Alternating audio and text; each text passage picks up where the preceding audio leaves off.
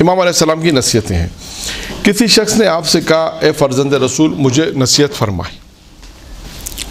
آپ علیہ السلام نے فرمایا کیا تم اس نصیحت کو قبول کرو گے؟ امام علیہ السلام نے کیا تم اس نصیحت کو قبول کرو گے؟ اس نے کہا مولا ہاں ضرور میں قبول کروں گا. اب دیکھیں امام علیہ السلام نے اسے نصیحتیں کیا نصیحتیں فرمائی. یہ اس کے لیے بھی تھی اور قیامت تک کے لیے مسلمانوں کے لیے، قیامت تک کے لیے جو امام علیہ السلام کو مانتا ہے، امام مانتا ہے، ان کے لیے بھی ہے. اپنی زندگی کو بنانے کے لیے اپنی زندگی کا اصول سمجھ لیجیے. دیکھیں امام علیہ السلام نے کیا نصیحتیں اسے کی. نمبر 1 آپ نے فرمایا صبر کو اپنا سہارا بناؤ. صبر کو اپنا سہارا بناؤ. دیکھیے ہم سہارا کس چیز کو بناتے ہیں؟ ہمیشہ پہلے دیکھیں ہم اس چیز کو ہمیشہ سہارا بناتے ہیں جس پہ ہمیں بھروسہ ہوتا ہے یہ ہمیں تکیہ دے گا، یعنی یہ ہمیں اس پہ ہمیں بھروسہ ہے، یہ ہمیں دھوکہ نہیں دے گا.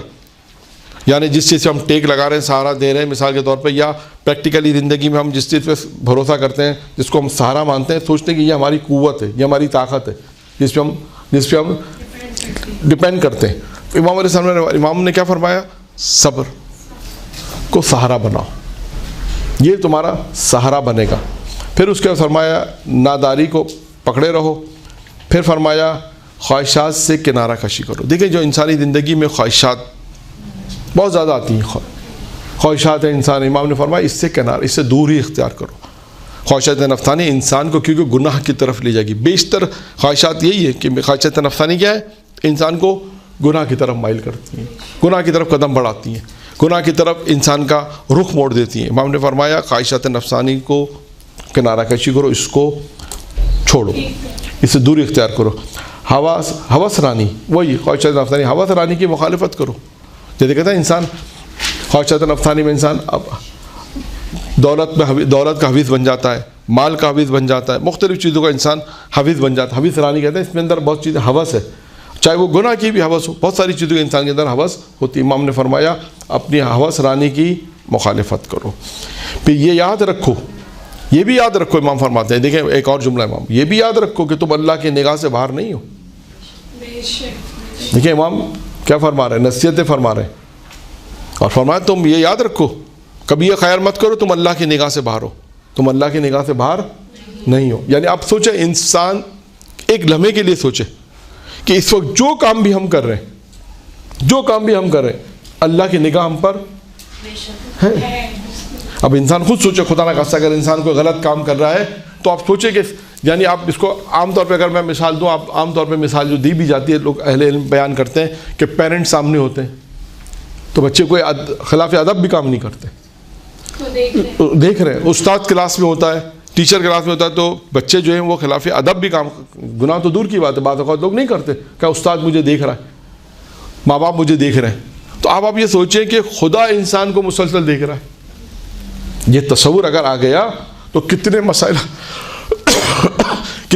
آپ کے حل ہو جائیں گے، کتنے مسائل حل ہو جائیں گے. یعنی انسان کو یہ تصور کرنا ہے بس.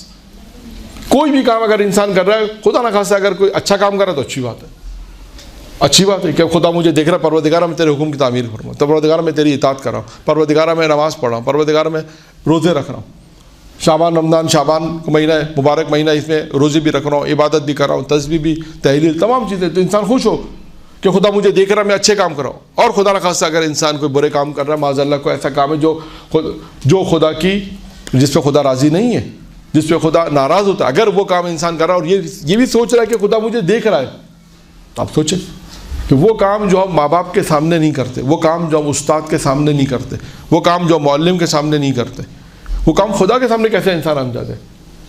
اس کا کیا مطلب ہے؟ اس کا ایک مطلب یہ کہ ہم نے اس خدا کو خدا صحیح طرح سمجھا ہے. اس کا ایک معنی یہ نکلتا.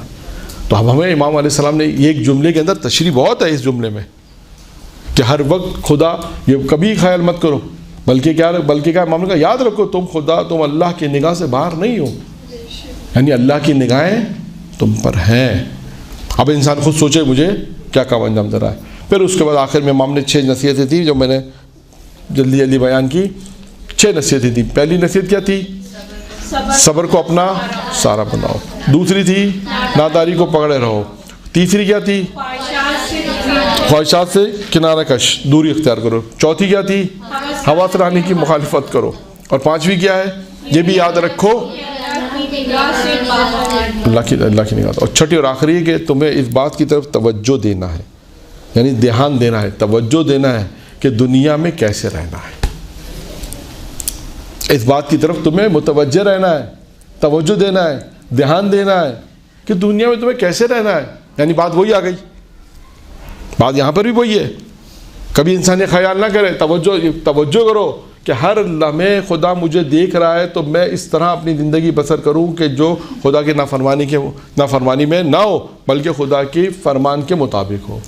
یعنی امام فرما رہے ہیں تمہیں صرف توجہ کرنا ہے دنیا میں کیسے رہنا ہے. اچھا، دنیا میں صرف اللہ کے حقوق نہیں ہے بلکہ پیرنٹس کے حقوق بھی ہیں، دوستوں کے حقوق بھی ہیں، ہمسائے کے حقوق بھی ہیں، صلہ رحمی میں رشتہ داروں کے حقوق بھی. یعنی توجہ اس بات پہ رکھنی ہے، یعنی تمہیں دنیا میں الرٹ رہنا ہے. اس جملے میں بھی اگر دیکھا جائے تو تشریح بہت ہے، لیکن میں بہت جلدی آپ کے سامنے 2-4 جملوں میں اس کو بیان کر دوں کہ دنیا میں تمہیں کیسے رہنا ہے. تمام حقوق اللہ، جو حقوق خدا ہیں، جو حقوق الناس ہیں، ان کی طرف توجہ رکھنا ہے. اس طرح تمہیں دنیا میں رہنا ہے کہ لوگوں کے حقوق بھی ادا کرو، اللہ کے حقوق بھی ادا کرو.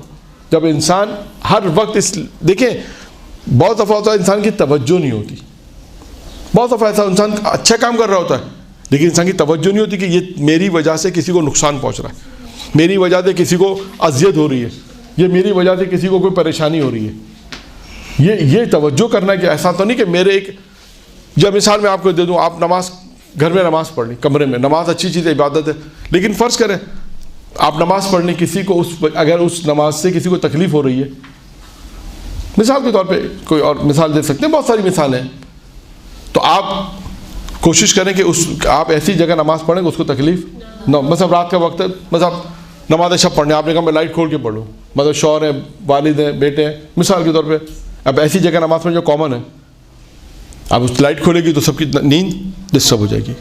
یا ایسی بہت سی اور بھی مثالیں ہم دے سکتے ہیں کہ جہاں پر ہماری وجہ سے کسی کو تکلیف، یہ انسان توجہ کرے گا کہ ہماری عبادت، ہماری دعا، ہماری نماز، یا بہت سی دفعہ ایسا ہوتا ہے کہ ہم ایسی عبادت کر رہے ہیں، اجتماع عبادت کر رہے ہیں، فرض کریں پڑوسیوں کو تکلیف پہنچ رہی ہے، اس کا خیال کرنا پڑے گا آپ کو، ہمسائے کا حقوق ہے. ہمارے یہاں مجالس کا جو سلسلہ، ہاں اس میں وہ ایک الگ موضوع ہو جائے گا، وہ ایک الگ موضوع ہو جائے گا، کیونکہ اس میں بہت سی دفعہ یہاں اس میں بھی باتیں آئیں گی، پڑوس کی باتیں آئیں گی، بہت سے مسائل آئیں گے اس میں، کیونکہ اس میں بہرحال اجازت، عمومی اجازت یوں ہوتی ہے کہ ان کو پتہ ہے کہ مجلس ہوتی ہے، خود بھی اگر مومن ہے تو وہ کہیں، بعض لوگ تو اس میں کہتے ہیں کہ ٹھیک ہے آپ ہمارا گھر بھی استعمال کر سکتے ہیں، ٹھیک ہے، وہ ایک الگ موضوع، امام حسین علیہ السلام کا موضوع آتا ہے تو لوگ خود ہی دے دیتے ہیں. لیکن بعض مقامات پہ ہو سکتا ہے کہ اگر نہیں ہو، یا جیسے مثال میں آپ کو دے دوں، فرض کریں کہ آپ اپنی بلڈنگ، آپ کی جو بلڈنگ جہاں رہتی ہیں بس فرض کریں اس کی پارکنگ ہے، پارکنگ میں ہو سکتا ہے کہ سب راضی نہ ہو، کیونکہ سب گاڑیاں نکلیں گی تو آپ کی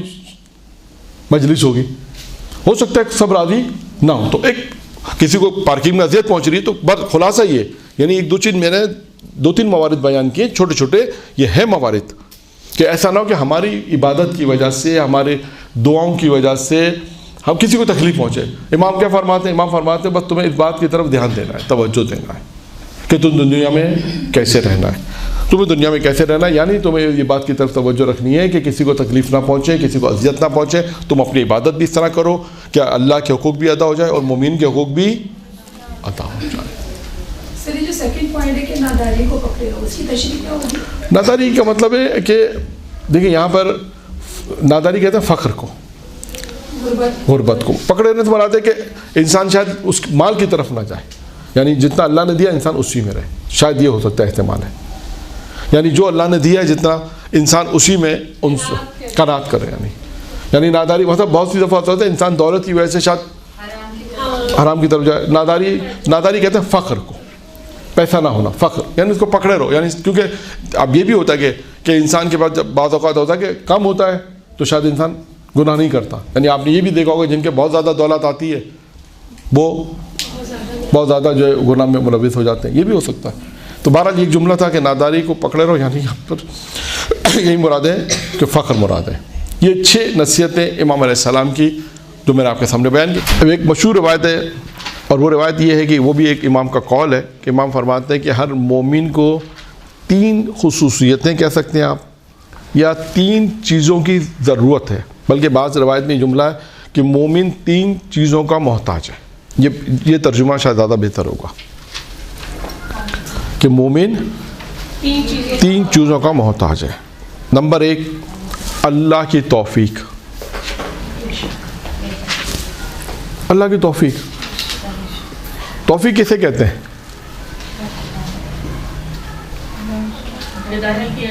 نہیں ہدایت کوئی اور بیان کرے. اللہ کی طرف سے نیکی کو قبول کرنے کی صلاحیت اور اس پہ عمل کرنا. ہاں جو اللہ کی طرف سے پیغامات جو ہمیں دیے گئے بحیثیت انسان بحیثیت مسلمان بحیثیت مومن. ہاں توفیق جیسے کہتے ہیں نا کہ اب بعض لوگ کہتے ہیں ہمیں انہیں توفیق ہوگی زیارت کی. توفیق یعنی ایک پروردگار عالم کی طرف سے ایک چیز ہوتی ہے. توفیق یعنی انسان کو یہ بھی خدا کی طرف سے ہوتی ہے بشرطے کہ انسان اس کی طرف توجہ بھی کرے, عبادت کرے, عبادت کی طرف خدا سے دعا کرے پروردگارہ مجھے نیک کاموں کی طرف توجہ کرنے, مجھے نیک کاموں کی طرف مائل ہونے کی توفیق دے, مجھے نیک کاموں کی طرف توفیق دے کہ میں کام انجام دوں. بہت سے لوگ ہوتے ہیں جو اپنی زندگی کو جب تبدیل کرنا چاہتے ہیں تو آپ نے دیکھا ہوگا بہت سے لوگ اپنی زندگی کو تبدیل کرنا چاہتے ہیں تو شاید بعض اوقات نہیں کر پاتے اس لیے کہ ایک زندگی ایک حد تک ان کی ان گمراہی میں یا دین پہ عمل نہ کرنے میں گزر چکی ہوتی ہے. تو اب وہ دعا کرتے ہیں نماز کی توفیق ہو گئی پتہ روزے کی توفیق نہیں ہو پا رہی, سخت رکھنا 12 گھنٹے کیسے بھوکا رہے.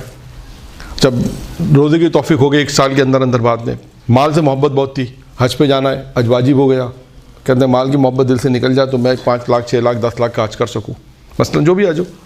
تو یہ سب توفیق خود انسان امام فرماتے ہیں کہ اللہ انسان محتاج ہے 3 چیزوں کا. نمبر 1 کیا ہے؟ اللہ کی توفیق. یعنی انسان ہر وقت محتاج ہے.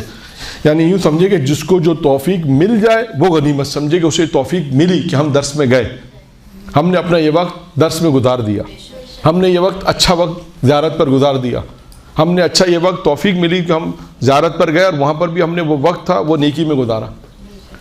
جو بھی توفیق انہیں ملے یعنی توفیق کی طرف محتاج ہے. نمبر 1 اللہ کی توفیق. نمبر 2 اپنے آپ کو نصیحت کرنے کا محتاج ہے. اپنے آپ کو نصیحت کرنا انسان اس کا محتاج ہے. یعنی انسان اس بات کی طرف بھی متوجہ رہے یعنی محتاج ہے کہ کوئی اسے نصیحت کرے. یعنی اس بعض روایتوں میں اس کا ترجمہ یوں ہے کہ انسان اپنے باطن کی اصلاح کرے. بعض ترجمہ انہوں نے یوں بھی کیا کہ انسان اپنے باطن کی اصلاح کرے. انسان محتاج ہے اس ہر وقت اپنے باطن کی اصلاح کا, یعنی اپنے آپ کو نصیحت کرے, اپنے باطن کی اصلاح کرے. کبھی یہ ہم تقریباً سمجھے 100% شاید 99% کیا ہوتا ہے, ہم کہتے ہیں کہ سامنے والے کو اصلاح کی زیادہ ضرورت ہے, خود کو امپورٹنٹ نہیں. بھائی ہم نے اگر نماز پڑھ لی تو اس کا مطلب یہ نہیں کہ ہم بہت زیادہ فخر کریں, نہیں, بلکہ اس پہ جتنی زیادہ نماز پڑھی اللہ کا شکر کریں گے اس نے ہمیں توفیق دی, اس نے یہ توفیق دی کہ ہم نے اپنے نفس کی اصلاح کی. یعنی آج جو معاشرے میں جو اہم ترین کام ہے دیکھیں تبلیغ بھی شروع کب سے کہاں سے ہوتی ہے؟ پہلے اپنے نفس سے شروع ہوتی ہے. پہلے اپنے نفس کوئی انسان اصلاح کرے گا تو آگے جا کے تبلیغ کرے گا. تو یہ محتاج ہے انسان کہ اپنے باطن کی اصلاح کرے, اپنے آپ کو نصیحت کرنے کا انسان محتاج ہے. ہم زیادہ تر توجہ رکھتے ہیں سامنے, پڑھ لکھنے کے بعد کہتے ہیں یار ان کو نصیحت نہیں. ہر انسان ہر وقت چاہے کتنا ہی عالم ہو جائے, کتنی مجالس سے پڑھنے والا ہو, کتنے ہی درس دینے والا ہو, لیکن وہ بھی جو ہے کس بات کی طرف وہ متوجہ ہے کہ اسے اپنے نفس کو اصلاح کرنی ہے, اپنے نفس کو نصیحت کرنی ہے, اپنے آپ کو نصیحت. اور تیسری چیز امام نے فرمائی کہ جو نصیحت کرنے والا جب نصیحت کرے تو اس کی نصیحت کو قبول کرے.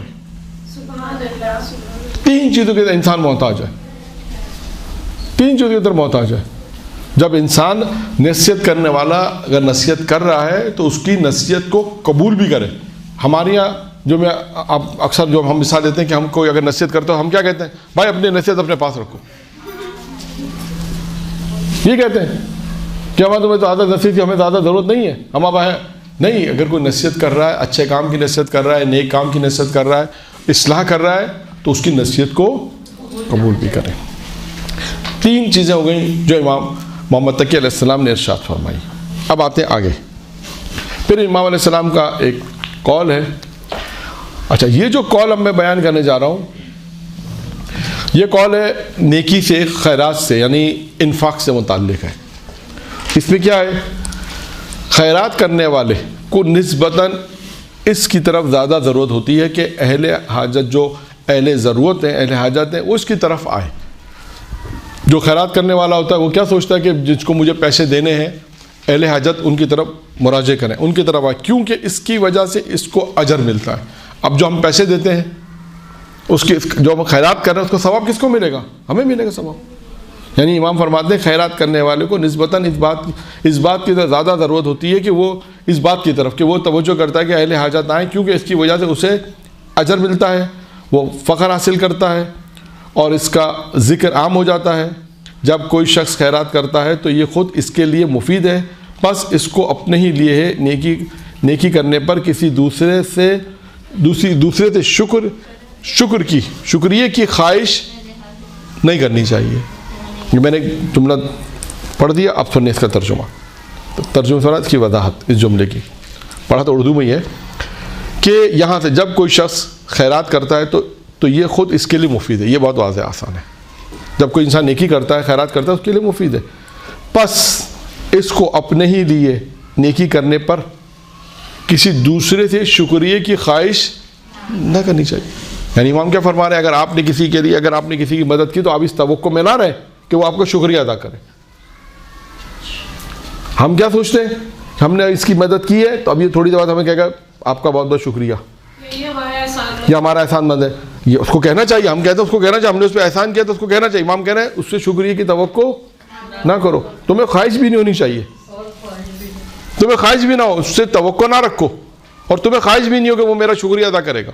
آپ نے کام کر دیا، نیک کام کر دیا، بس یہ کافی. وہ آپ کے لیے مفید ہے، وہ نیک کام جو ہے اس کے لیے جو فوائد آپ کو ملیں گے وہ اپنے مقام پہ ملیں گے. جو نیکی کے جو فوائد ہیں، جو آپ نے انفاق کیا اس کے فوائد آپ کو ملیں گے.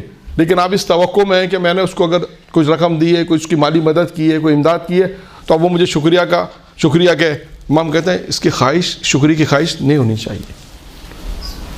یہ بھی ذہن میں رہے. ہمارے ہاں جتنے بھی مسائل ہوتے ہیں وہ اسی وجہ سے زیادہ ہوتے ہیں کہ ہم نے تو ان کی مدد کی، انہوں نے ہمارا کیا کیا، حتیٰ تھینک یو تک نہیں بولا، حتیٰ شکریہ تک نہیں بولا. امام فرماتے ہیں اسے توقع بھی نہیں رکھو.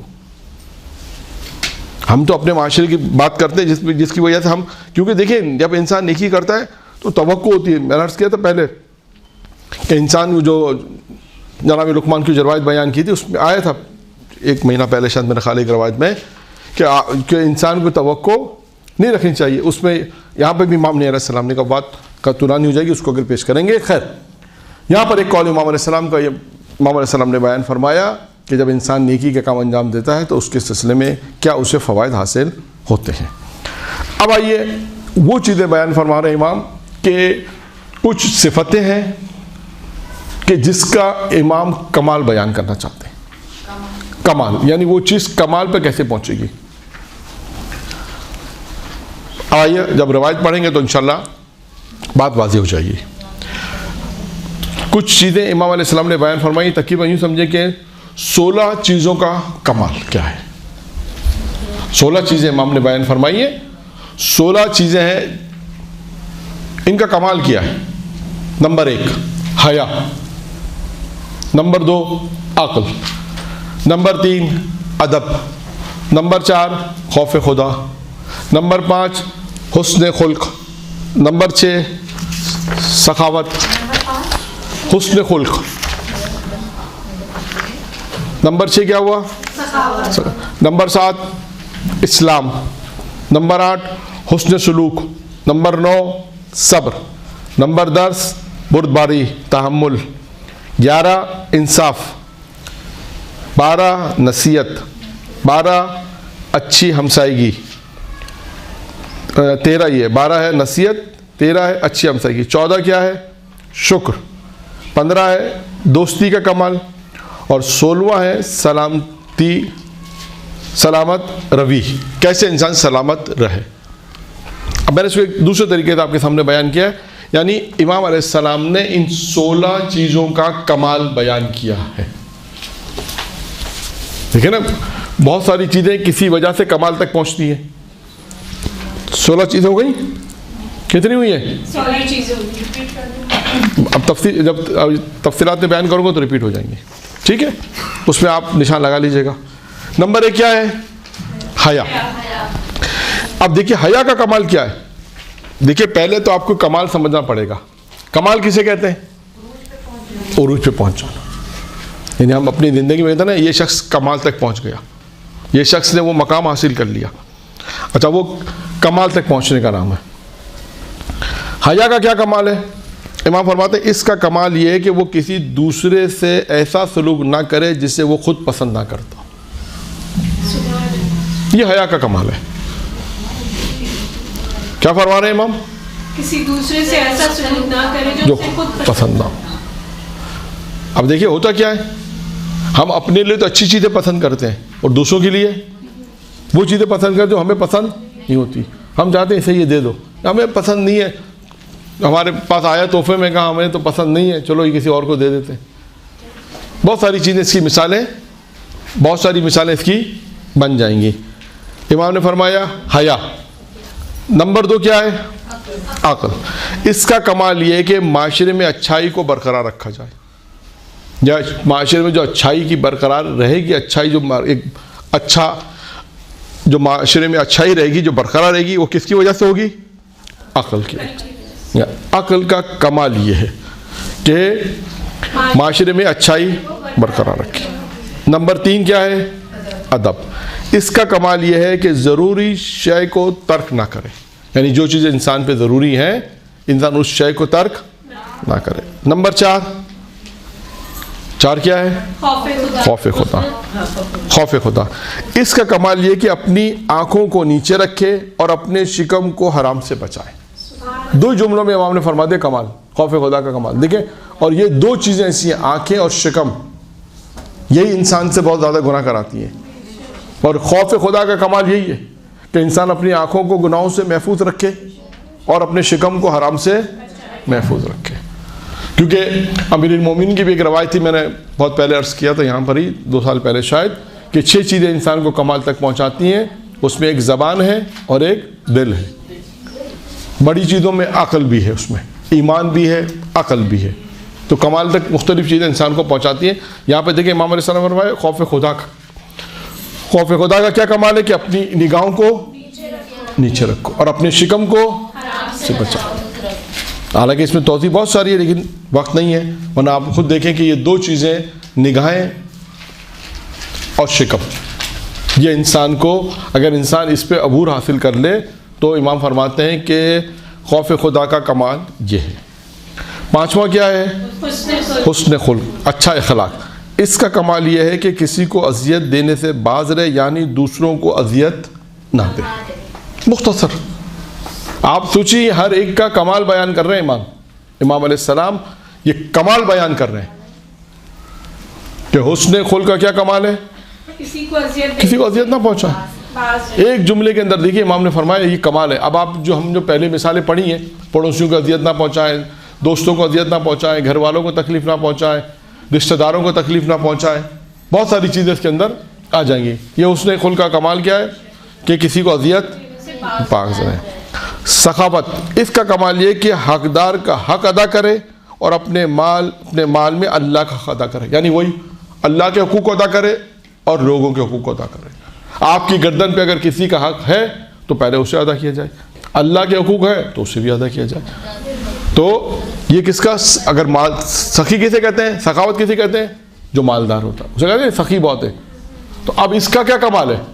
آپ ہو سکتا ہے کہ بہت سے لوگ سخی ہوں گے لیکن وہ اگر حقدار کو حقدار نہیں دے رہے تو وہ کمال تک نہیں پہنچے, سخاوت کے کمال تک نہیں پہنچ رہے. اگر اللہ کا حق بھی ادا نہیں کر رہے, اس کے مال میں خمس واجب ہے, زکوٰۃ واجب ہے, جو اللہ نے بھی مالی حقوق رکھے, لوگوں کی بھی مالی حقوق ہیں, قرضہ لیا ہوا ہے, کسی سے پیسے لیے ہوئے ہیں, یا جو کچھ بھی ہے مالی حقوق ہے, میراث کے پیسے ہیں, مثلا بہت ساری چیزیں ہیں جو ہمیں ادا کرنی ہوتی ہے, جو ہمارے پاس ایک حقوق ہوتے ہیں دوسروں کے. اگر ایک آدمی کے لیے کہا جائے سخی ہے, لیکن وہ سخاوت کی کمال پہ جب پہنچے گا کہ جب وہ اللہ کے حقوق کو ادا کرے گا اور دوسروں کے حقوق کو ادا کرے گا, تب وہ سخاوت کے کمال تک پہنچے گا. کتنے ہو گئے؟ 6. 7واں اسلام. اس کا کمال یہ کہ غیر متعلق باتوں سے پرہیز. بہت آسان. اس کا کمال یہ کہ غیر متعلق باتوں سے سروکار نہ رکھے اور دین کے معاملے میں جھگڑے اور دکھاوے سے بچا. بہت سمپل اسلام کا کمال بتایا کہ غیر متعلق باتوں سے. دیکھیں آپ سمجھے, یہ وہ والی گفتگو آ جائے گی جو ہم نے پہلے بھی بیان کی تھی کہ جن باتوں کا انسان سے تعلق نہیں ہے انسان اس سے بات نہ کرے. اور یہاں پر بھی یہ کہ غیر متعلق بات ہے, آپ سے مربوط نہیں ہے. اگر آپ سے مربوط نہیں ہے تو انسان اسے کو سروکار نہ رکھے, غیر متعلق باتوں سے سروکار نہ رکھے. دوسرا, دین کے معاملے میں ایک جھگڑے سے بچائے اپنے آپ کو, اور دوسرا ریاکاری, دکھاوا, یعنی وہ ریاکاری سے بچاتا رہے. یعنی اسلام کا کمال گویا سمجھے 3 چیزوں کے اندر ہو گیا. نمبر 1 ہے غیر متعلق باتوں سے اپنے آپ کو روکے, جو غیر متعلق باتوں سے سروکار نہ رکھے, جو اس سے غیر متعلق ہے. 1, دین کے معاملے میں جھگڑا سے بچا رہے, جھگڑا نہ کرے دین کے معاملے میں, اور ریاکاری سے اپنے آپ کو جائے. یہ ہے اسلام کا کمال. اسلام اور اصلاح سے اسلام 7واں نمبر کیا ہے؟ خالی اسلام. نمبر 8 کیا ہے؟ حسن سلوک. اس کا کمال یہ کہ اپنے اوپر دوسروں کو ترجیح نہ دے.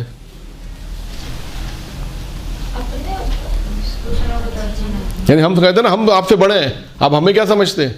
یعنی دوسروں کو ترجیح دے کہ وہ ہم سے زیادہ دوسروں کا احترام کرے, اپنے کو ترجیح نہ دے دوسروں کے اوپر.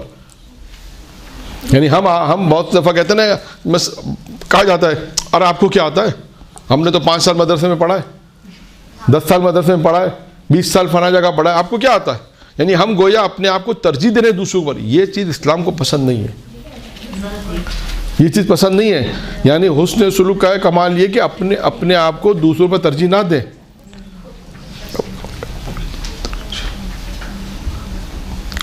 یعنی مختصر یہ کروں کہ ہم اپنے آپ کو نیچے رکھیں اور دوسروں کو ترجیح دیں, بس یہ خلاصہ ہے.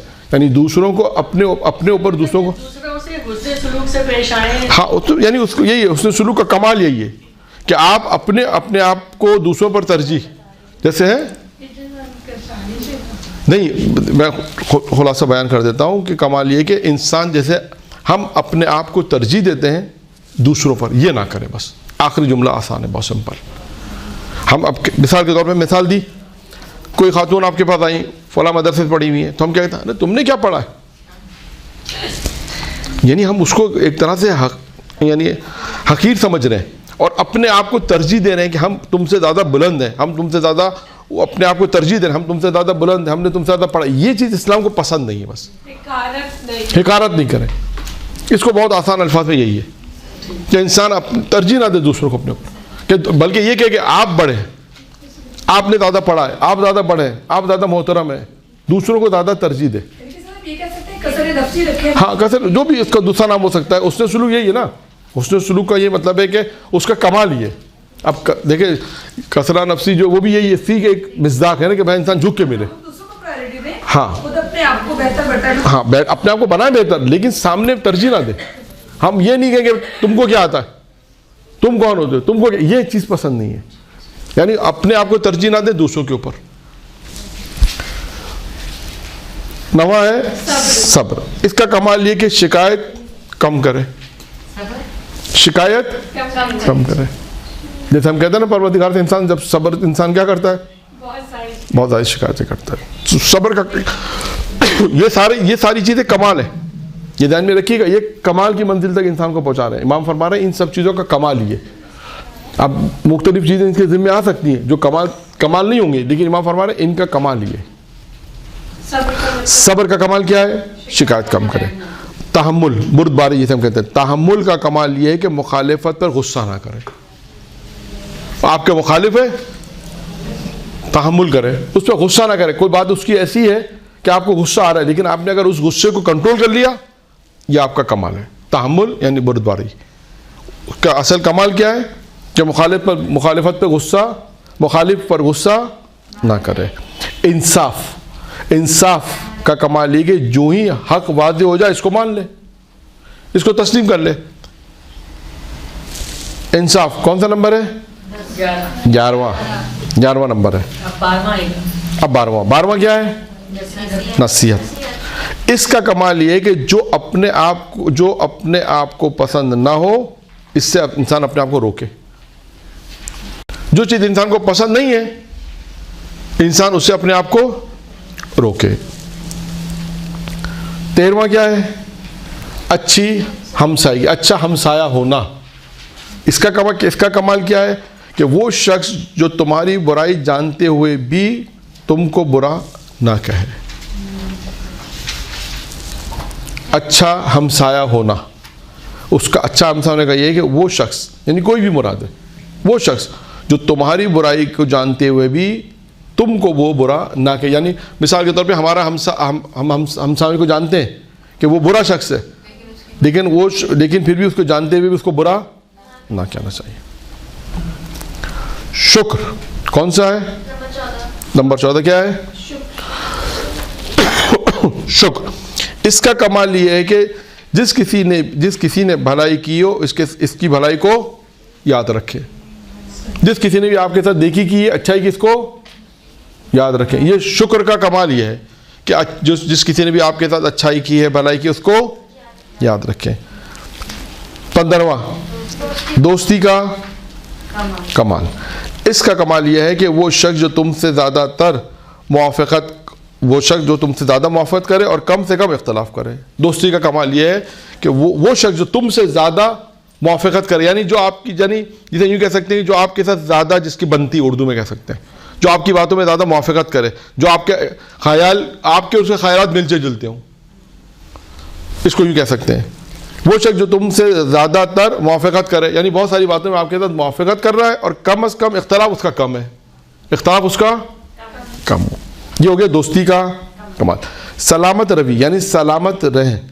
اس سلامت روی یعنی سلامت رہنے کا کمال یہ کہ دوسروں کے عیوب کو کم سے کم یاد رکھیں اور اپنے عیوب کی اصلاح کریں، اپنے عیبوں کی۔ یعنی دیکھیے سلامتی روی، سلامت رہنا چاہتے ہیں تو کیا کریں؟ اس کا کمال ہے کہ دوسروں کے جو عیب ہیں اس سے کم یاد رکھیں اور اپنے جو عیب ہے اس کی اصلاح فرمائیں، اس کی اصلاح کریں۔ جبکہ ہم اس برعکس کرتے ہیں، سامنے والے کے کم عیب ہوتے ہیں، ہم اس کے عیب زیادہ گنواتے ہیں، اور ہمارے اپنے عیب کم ہوتے ہیں، اس کو کہتے ہیں ہمارے پاس عیب کہاں ہے، ہمیں برائی کہاں ہے، ہم تو صرف اچھا ہی کرتے ہیں، ہم تو صرف اچھا ہے، ہمارے پاس صرف اچھا ہی، برائی نہیں ہے۔ تو انسان سلامت روی، سلامت نہیں رہ سکتا۔ سلامت روی یعنی سلامت رہنے کا ایک کلی قاعدہ امام نے فرمایا، یعنی کمال ہے کہ انسان جو ہے دوسروں کے جو عیب اگر نظر آتے ہیں تو اس کو کم دیکھے، کم شمار کرے اور اپنے عیبوں کی اصلاح فرمائے۔ تو یہ 16 چیزیں تھیں جس کا امام نے کمال بیان کیا، کہ یہ 16 چیزیں جس کا امام نے کمال بیان کیا۔ درود پڑھے محمد و آل محمد۔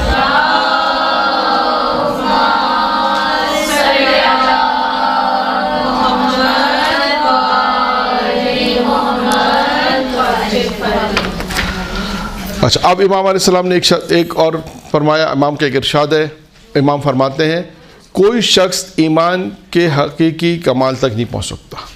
اب آپ کو امام ایمان کی حقیقت بیان کرنا چاہتے ہیں۔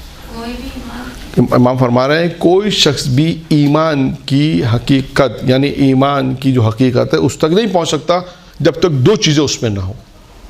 2 صفتیں اگر اس میں ہوں گی، 2 کوالٹی اگر اس میں ہوگی تو وہ ایمان کی حقیقت تک پہنچ سکتا ہے۔ وہ دیکھیں 2 چیزیں کون سی ہیں جو انسان کو ایمان کی حقیقت تک پہنچاتی ہے۔ ایمان حقیقت یوں کہ حقیقی کمال، ایمان کا جو حقیقی کمال ہے۔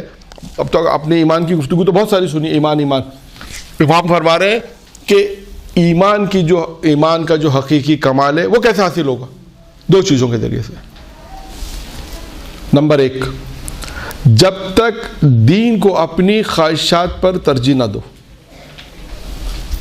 دین کچھ کہتا ہے، خواہشات کچھ کہتی ہے۔ بہت آسان ہے نا۔ دین کیا کہتا ہے؟ دین کیا کہتا ہے؟ نماز پڑھو۔ خواہشات کیا کہتی ہے؟ نماز نہیں پڑھو۔ دین کیا کہتا ہے؟ حجاب کرو۔ خواہشات کیا کہتی ہے؟ دین کیا کہتا ہے؟ مس گیدرنگ نہیں ہونی چاہیے، ایسی محفلیں جو حرام کی نہیں ہونی چاہیے، اور خواہشات کیا کہتی ہے؟ ہونی چاہیے۔ بس دین کو ترجیح دینا۔ وہ شخص کمال حقیقت تک نہیں پہنچ سکتا جب تک وہ دین کو ترجیح نہ دے اپنی خواہشات کے اوپر۔ آپ خود ایک جملہ امام علیہ السلام کا آپ دیکھیں کہاں سے کہاں آپ کو پہنچا دے گا۔ ایک جملہ امام کا، ایک جملہ ہے کہ دین آپ کو سب سے اہم چیز اس میں معلوم ہے کیا ہے جو میں بیان کرنا چاہوں؟ پہلے ان کو دین پتہ ہونا چاہیے۔ ابھی کتنے ایسے ہمارے معاشرے میں جو مسائل ہیں جس میں لوگوں کو دین ہی نہیں معلوم. بہت سے ایک مثال میں آپ کو دے دوں کہ بہت سی ایسی مثالیں ہیں. ایک مثال میں آپ کو دیتا ہوں. اب یہ بہت سے لوگوں کو نہیں معلوم کہ مثال کے طور پہ بہنوں ہی نامحرم ہے, چچی نامحرم ہے, ممانی نامحرم ہے. کتنے ایسے لوگ ہیں, بچے ہیں جنہوں نے اپنی زندگی ممانی کے ساتھ گزاری ہے نا. کتنے ایسے لوگ ہیں جنہوں نے اپنی زندگی بچپنا اور بڑے ہوتے گئے لیکن چچی بھی نامحرم ہے, ممانی بھی نامحرم ہے, سالی کے لیے اور بہنوئی بھی نامحرم ہے, پھپھا خالو بھی. اب آپ دیکھیے یہی چیز اپنی پوری زندگی میں کتنے ایسی فیملیز ہوں گی جن کو آپ پوچھیں گے اچھا یہ بھی نامحرم ہے, اچھا ان سے بھی پڑھتا ہے, اس کا مطلب دین ہی نہیں معلوم. پہلا یہاں پہ امام علیہ السلام کہ دین کو ترجیح دینی ہے. کب دیں گے دین؟ پہلا پتا تو ہو. دین ہی نہیں معلوم تو ترجیح کہاں سے دیں گے؟ میں اپنا تجربہ بیان کرتا ہوں. میں نے بچوں سے پوچھا, بعض اوقات ایسا ایک مسئلہ آیا تھا, مثال دے دوں آپ کو. ایک بچی نے کہا بے حجاب جا رہی تھی مثلا, کبھی بے حجاب کیوں جا رہی ہو؟ کہ اماں نے کہا اماں کا حکم ہے کہ بے حجاب رہو. تو میں نے کہا کہ اماں نے حکم دیا. کہ مولانا آپ کو نہیں معلوم اماں کو حکم ماننا واجب ہے؟ جو ایسی اماں کے ایسا کرنا ضروری ہے. اگر ابا نے کوئی کام بچے سے کہا ہے, بس فرض کریں کوئی حرام کام کا ہے, اگر اس سے کہا بھائی حرام کام کیوں کر رہے ہو, تو کہا ابا نے کہا ابا کا حکم, والدین کا حکم ماننا تو واجب ہے. لیکن اسے اب یہ نہیں معلوم کہ اب والدین کا حکم ماننا اس وقت تک واجب رہتا ہے جب اللہ کے حکم سے نہ ٹکرائے. یہ ایک دین کا مسئلہ ہے, اسے معلوم ہی نہیں ہے. تو اہم ترین چیز جو ہمارے معاشرے میں, پہلا دین پتہ ہونا چاہیے. جب تک دین نہیں پتہ چلے گا, جب تک دین کا معلومات نہیں ہوگی, جب تک انسان بچے گا کیسے, اس کو ترجیح کیسے دے گا؟ تو لہٰذا یہاں پر سب سے اہم چیز کیا ہے معاشرے میں کہ لوگوں کو دین پتہ چلنا چاہیے.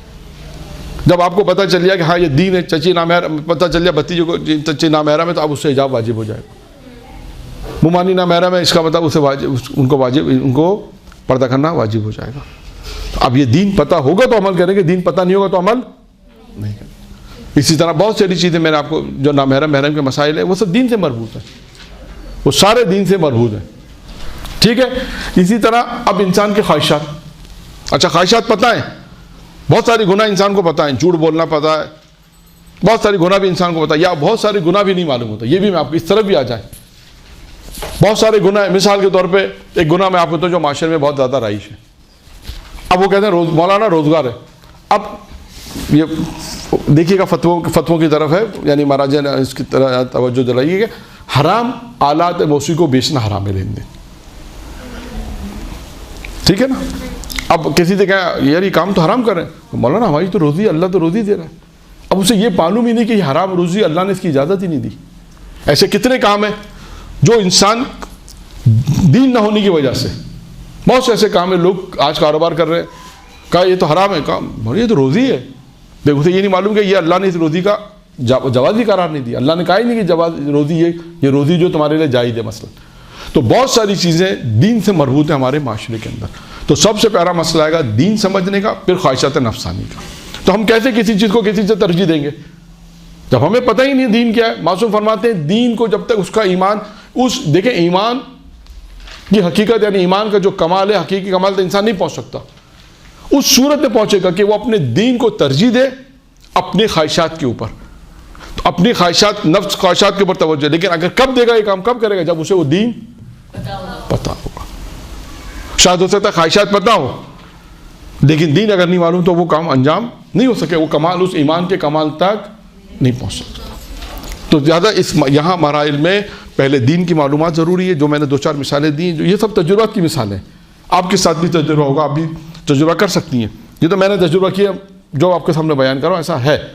تو بہرحال تو دین اس وقت ہم اس کو ترجیح دیں گے جب ہمیں یہ پتہ ہوگا کہ یہ خواہشات نفسانی کے اوپر اس وقت ہم ترجیح دیں گے جب ہمیں دین کے متعلق معلومات ہوگی. تو اب اگر دین پہ ایک شخص کو دین کی معلومات آ گئی, معلوم اس کے علم میں آ گیا کہ میس گیدنگ حرام ہے, ایسی محفل میں جانا حرام ہے جہاں گناہ ہے, تو اب اس صورت کے اندر وہ اپنے دین کو پتہ ہے کہ دین میں حرام ہے, تو اب اپنی خواہش, ایک خواہش کہہ رہی ہے, دوست احباب کہہ رہے ہیں ارے چلو کیا ہوتا ہے وہاں پہ جائیں گے, کیا ہوگا, کچھ نہیں, تھوڑی دیر بعد تو آ جائیں گے, تھوڑی دیر تو گناہ کرنا ہے تو کیا فرق پڑتا ہے.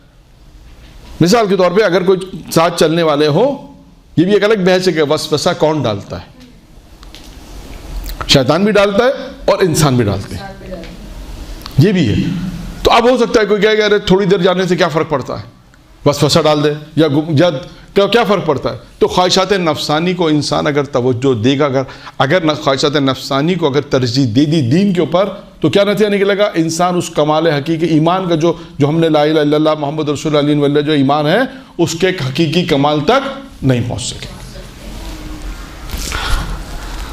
اور آخری جملہ امام علیہ السلام نے کہا کہ دو چیزیں، میں نے عرض کیا تھا آپ کے سامنے کہ دو چیزیں جو انسان کو ایمان کے حقیقی کمال تک پہنچا سکتی ہیں، یعنی انسان نہیں پہنچ سکتا مگر یہ کہ دو چیزوں کے ذریعے۔ پہلی چیز کیا بیان کی؟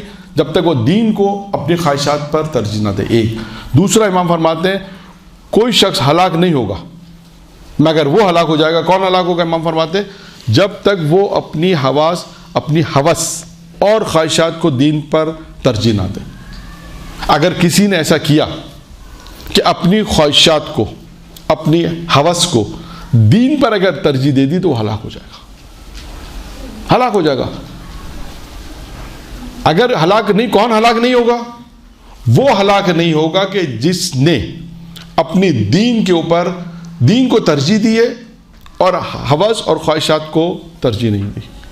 بہت آسان جملوں میں آپ کے سامنے بیان فرماتی ہوں۔ امام فرماتے ہیں ہلاک ہوگا وہ شخص کہ جس نے اپنی ہوس کو، اپنی خواہشات کو اپنے دین کے اوپر اگر ترجیح دے دی وہ ہلاک ہو جائے گا۔